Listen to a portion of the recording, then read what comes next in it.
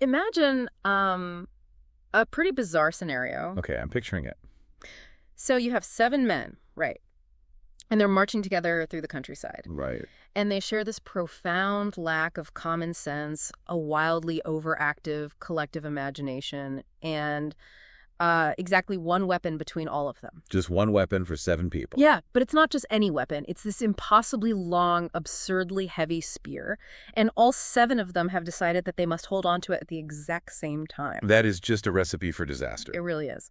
So welcome to this deep dive. Today, we are opening up a classic, darkly comedic folktale called Die Sieben Schwaben, or the Seven Swabians. And it's such a brilliant piece of folklore to unpack because, on the surface, it just reads like slapstick comedy. Yeah, totally. Like a cartoon. Exactly. Yeah. But beneath that imagery lies this really rigorous case study on groupthink and the mechanics of confirmation bias and, honestly, just the sheer danger of blind conformity. Right.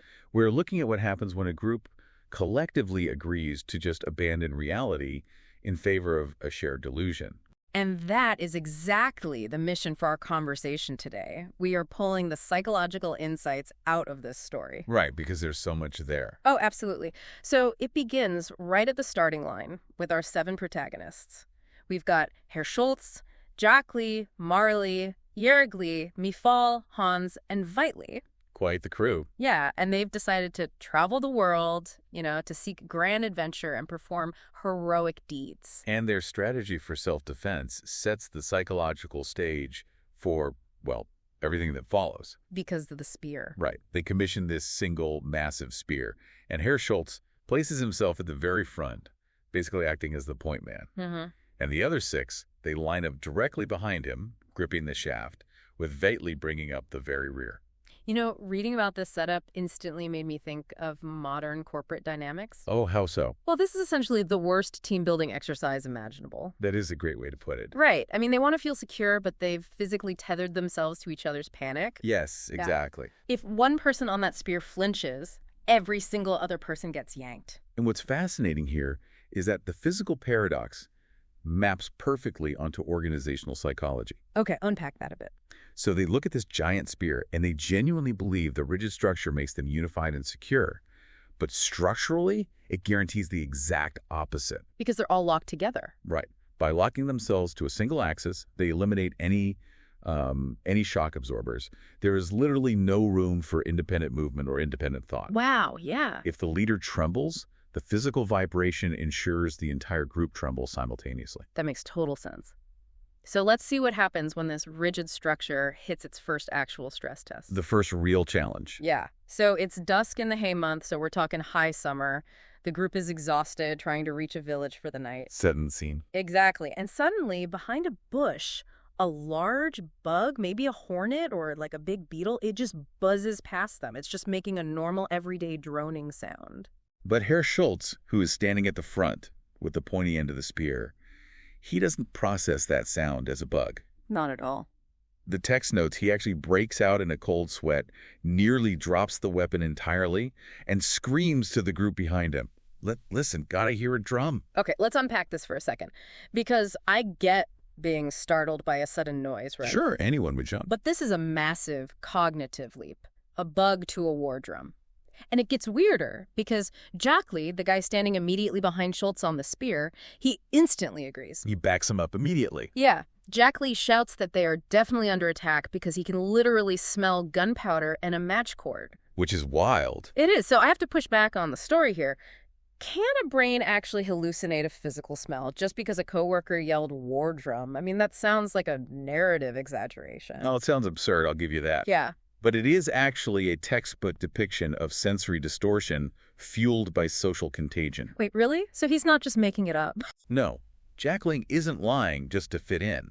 In that moment of sudden, heightened panic, his brain is actively manufacturing the smell of gunpowder. That is terrifying. It is. Neurologically, this is known as top-down processing overriding bottom-up reality. Meaning the brain works backward. Essentially, yes. So usually your senses gather raw data, like the smell of pollen or the sound of a bug, and your brain interprets it. That's the bottom-up part. Right. But in a state of extreme fear, the amygdala basically hijacks the brain's sensory interpretation centers. It prioritizes survival over accuracy. So it's basically saying, I don't care what's actually there, just keep me alive. Exactly.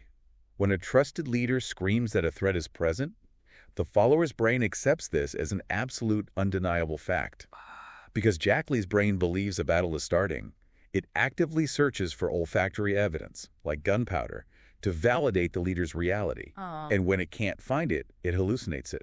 That is just wild to think about. And we see this in modern phenomena too, like mass psychogenic illness. Oh, like when one person feels sick in a building? Right. And suddenly dozens of people developed real physical symptoms with absolutely no environmental cause. Think about how often a milder version of this happens in our own lives, you know? Oh, all the time. You're in a meeting or scrolling social media, and someone you trust frames an ambiguous event in a really terrifying way. And you just buy into it. Yeah, suddenly you start finding all this evidence that supports their terrifying framing. You are subconsciously validating the leader's panic just to make sense of the situation. And in the story, that shared delusion immediately dictates their physical reaction. Right, they don't just stand there. No.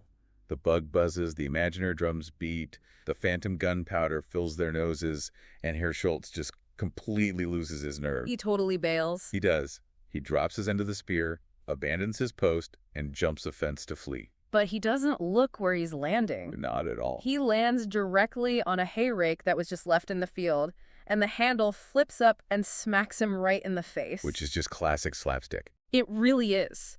And Schulz, who is entirely convinced he is in an active war zone, he assumes an enemy soldier has just struck him. Right, because of course he does. He collapses and screams, I surrender. I surrender. And here's where the domino effect really kicks in. Because of the other 6. Yes. The other 6 men, blindly following the physical and emotional lead of Herr Schulz, they don't stop to assess the threat. They don't look over the fence. They don't even check to see if there's a guy there. Exactly. They just hear their leader surrendering, so they immediately dogpile on top of him, yelling, if you surrender, I surrender too. They are literally yielding as prisoners of war to agricultural equipment. It's hilarious, honest. It's darkly funny, but it's also a perfect blueprint of how cognitive dissonance works in real time. Absolutely. Because eventually, the dust settles, they look around, and there is no enemy army. Just them. Just them, a rake, and a very confused hornet. And this is a critical juncture for the group. They have a golden opportunity right here. To do what? Well, they could acknowledge their collective hysteria. They could laugh about the absurdity of being defeated by a gardening tool and actually learn to calibrate their fear responses. Like a reality check. Exactly. They could develop some healthy skepticism. But they do the exact opposite. Unfortunately, yes. They swear a solemn oath of silence. They agree to never, ever speak of this incident again, basically burying it completely to protect their egos. Which is so human. It is. I think anyone listening can relate to the impulse to hide an embarrassing mistake at work. For sure. But in this group dynamic, that pact of silence is just devastating. It really acts as an organizational poison. By refusing to conduct a post-mortem on their failure, they insulate themselves from reality. So they don't learn anything. Nothing at all. In organizational psychology, this is exactly how toxic work cultures breed catastrophic errors. Because no one can admit when things go wrong. Right. When a team decides that protecting the illusion of competence is more important than analyzing a near miss, they are doomed. They haven't fixed the glitch in their shared operating system, the tendency to panic and hallucinate. They've basically just thrown a tarp over it. But covering up a failure doesn't just erase it, though. No, it doesn't. It creates this sort of psychological debt. Now, they have this unspoken, desperate need to overcompensate. They have to prove themselves. Yeah, they have to prove to themselves that they really are the brave warriors they claim to be. And that desperate need fundamentally alters how they perceive their environment moving forward. Okay, how so? Well, a few days later, they are walking through a barren field, and they spot a hare sleeping in the sun. Just a little rabbit. Just a rabbit. His ears are sticking up, and it has these large, glassy eyes. And fueled by their unresolved shame, they look at this sleeping rabbit and collectively hallucinate that it is a bloodthirsty monster. A dragon. A dragon. So they grip the spear together and prepare for the fight of their lives. The physical positional dynamics of the spear come back with a vengeance right here. Oh, the positioning. Yeah, so Herr Schulz, the leader in the front, is terrified. He's the closest one to the danger. Exactly. He is closest to the dragon, so he wants to hold the spear back. But Veitli, the seventh man, is all the way at the back of the shaft, buffered by 6 other human bodies. He's perfectly safe. Yeah, and Veitli is acting incredibly brave. He's pushing forward, shouting at them to charge. What's fascinating here is that Veitli provides a brilliant illustration of how proximity to danger completely warps your risk assessment. Right. He advocates for aggressive action because he doesn't bear the immediate physical cost of that action. He is the original keyboard warrior. Yes, exactly. I mean, it is incredibly easy to advocate for war or a really risky financial investment or an aggressive confrontation when you are the furthest person away from the front line. That's entirely it. Veitli is gambling everyone else's safety because he feels insulated from the consequences. And so the group gets caught in this chaotic push and pull. Finally, Herr Schulz realizes he has to act. Right, he's the leader. And in a state of absolute blind panic, he just screams this guttural, nonsensical battle cry. Ho, hurla, ho, ho, ho, ho. Just the raw sound of human terror. Exactly. And the sheer volume of this screaming match startles the sleeping hare, so it naturally springs up and hops away. As rabbits do. Right. And Herr Schulz watches the rabbit run, turns to his men, and proudly declares victory. Like he's a hero. Yeah, he acts as though they just routed a fierce mythological enemy through sheer courage. Okay, we really need to pause on this because it highlights one of the most dangerous phenomena in group psychology. The false success. The false success. The Swabians didn't face a real threat. They faced a rabbit. Right. But because the rabbit ran away, their delusion is heavily reinforced. And intermittent reinforcement of a bad strategy is far more dangerous than a clear failure. Wait, why is that? Wouldn't any kind of survival be seen as a positive outcome for the group's morale? For morale, yes, but for reality, no. Okay, explain that. Surviving a fake threat through sheer dumb luck gives a deeply flawed group unearned confidence. It calcifies their bad habits. Oh, I see. They walk away thinking their system works, their leader's competent, and their shared reality is accurate. Even though it's completely based on a lie. Exactly. They've effectively rewarded themselves for hallucinating, and this unearned confidence is exactly what destroys groups when they finally face an objective physical threat. Because unearned confidence might get you past an imaginary dragon, but it becomes lethal when you hit a real wall. Precisely. And that brings the Swabians to the River Mosel. The environment shifts entirely here. It's a real challenge now. Right. The Mosel isn't a sleeping hare. It's described as deep, muddy, with churning waves, and there are no bridges anywhere. So they can't just fake their way out of it. No, this is an objective obstacle that requires actual problem solving. They need a real plan. So they spot a man working on the opposite side of the river, and they yell across the water, asking how to cross. But the man doesn't understand them. He's speaking the local Trier dialect, the river is loud, and, he's pretty far away. Makes sense. So he simply yells back, what, which is basically just, what? Like W-H-A-T, what? Right. But Herr Schulz, whose ego is now inflated to the bursting point by his previous victory, he doesn't even entertain the idea of a communication breakdown. Not for a second. He assumes the man is speaking Swabian, and he completely misinterprets what as the command what, which means wade through the water. Here's what he wants to hear. Exactly. He's not just mishearing the man, he's aggressively filtering reality to fit his ego. And confirmation bias under stress is just an incredibly powerful filter. How so in this case? Well, Schulz expects a solution to be provided to him. He expects to conquer this river just like he, quote-unquote, conquered the dragon. Right. So he just twists a stranger's confusion into a direct command to proceed. And because he is the brave leader, he steps right into the deep mud and the crashing waves without even testing the depth with his spear. Which is just suicidal. Within seconds, he sinks. He drowns instantly. Oh, yeah. Yeah. The only thing left is his hat, which blows across the water and lands on the opposite shore.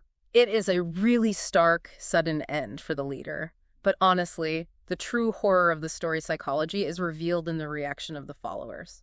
So what does this all mean for the rest of them?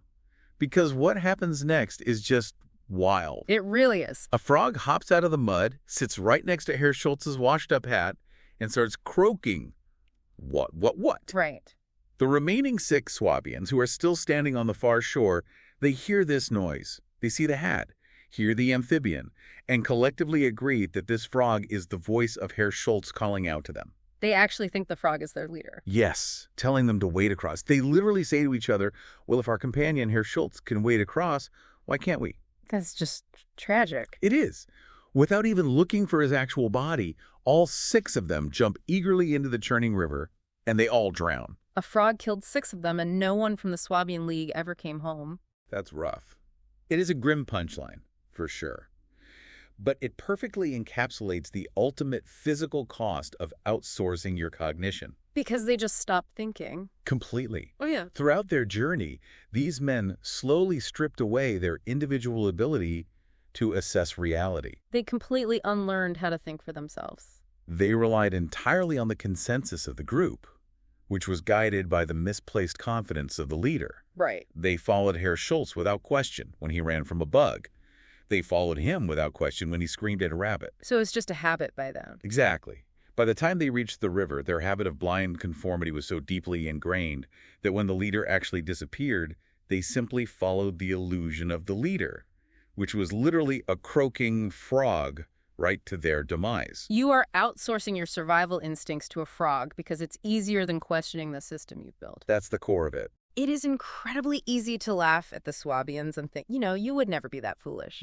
But I want you to think about your own team, your own workplace, your own social circles. How often do you find yourself holding on to the back end of a metaphorical spear? It's a really vital diagnostic question for any professional or personal environment. You might be in a meeting watching everyone else nod along to a terrible idea or panicking over a minor setback. And you just go along with it. Yeah. Instead of trusting your own eyes and speaking up, you let the group dictate your reality. You walk right into the mud just because everyone else is doing it. Yeah, it happens all the time. It really is a powerful reminder to always carry your own spear. You have to be willing to detach from the group and verify the facts for yourself, even if it makes you really unpopular in the room. Because breaking the grip of groupthink requires immense intellectual courage. It really does. As we wrap up this analysis, I actually want to leave you with one final thought to mull over. Okay, what is it? We look at the end of the story, and we see the churning river, the confusing dialect, and the tragic misinterpretation as the instruments of their destruction. Sure, the obvious things. But what if the true villain of the story wasn't the river at all? Wait, what do you think the actual villain was? Think back to that sunny meadow. Think back to the pact of silence they made after surrendering to the Hare. Oh, when they covered it up? Exactly. What if that was the exact moment their fate was sealed? How so? Well, if they had simply possessed the vulnerability to laugh at themselves, to openly admit that the gunpowder was just a bug and the enemy attack was just agricultural equipment, the illusion of their shared infallibility would have shattered. They would have realized they weren't perfect. Right. They would have learned to doubt their initial panic. They would have learned to double-check their assumptions. Wow. Is a refusal to admit a foolish mistake simply to protect the ego of the group, the exact thing that guarantees their doom? It really makes you evaluate the cover-ups in your own life. If they hadn't been so terrified of looking foolish in front of each other, they might never have followed that frog into the deep water. It's sobering thought. It really is. Something to think about the next time you find yourself gripping onto a spear that someone else is steering.